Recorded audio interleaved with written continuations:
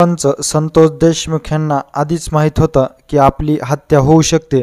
नेमकं प्रकरण काय आहे तेच आपण ह्या पुढील व्हिडिओच्या माध्यमातून सविस्तर जाणून घेऊ। तर नमस्कार मंडळी, तुम्हा सर्वांचे गावगाडा या लोकप्रिय चॅनलवर स्वागत आहे।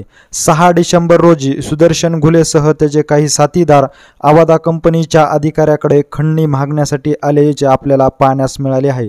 ह्यावेळी त्यांनी त्या ठिकाणी असलेला होमगार्डला देखील बाचाबाची केल्याचे आपल्याला पाहण्यास मिळाले होते।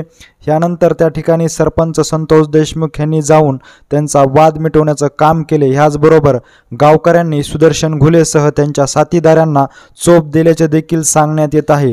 यावेळी काही गावकऱ्यांनी त्यांना मारहाण केल्याचं देखील सांगण्यात येत आहे। हाच राग मनात धरून सुदर्शन घुलेसह त्याच्या साथीदाराने संतोष देशमुख यांना संपवण्याचा कट रचविला असल्याचं सांगण्यात येत आहे।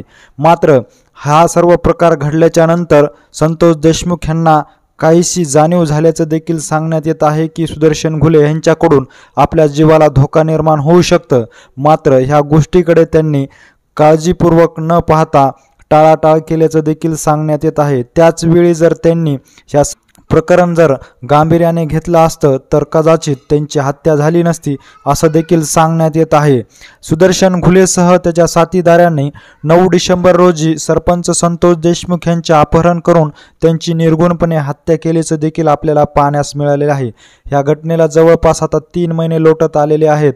मात्र ह्यातील मुख्य आरोपीतील एक आरोपी असलेला कृष्ण आंधळे मात्र अद्यापही फरारच आहे।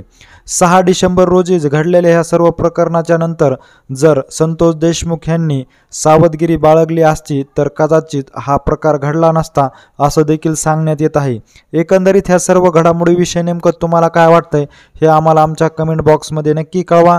आणि अशीच अपडेट जर तुम्हाला वेळोवेळी जाणून घ्यायची असेल आणि तुम्ही अजूनही आमच्या चॅनलला जर सबस्क्राईब केलं नसेल तर नक्की सबस्क्राईब करा। धन्यवाद।